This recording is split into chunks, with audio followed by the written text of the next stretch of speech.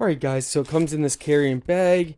It comes with a manual. It also comes with, it looks like some sealing stickers. So if you get a pinhole or something in, you can put one of these stickers over it to cover it.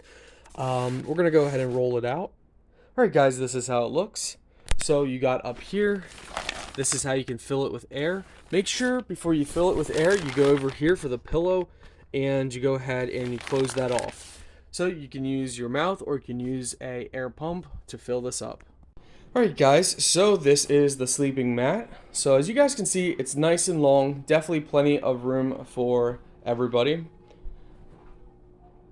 So guys, let me go ahead and show you.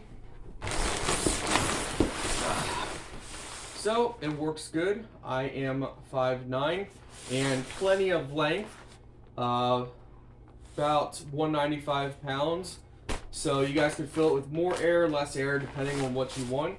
I do not feel the bottom, so you are extended off the ground.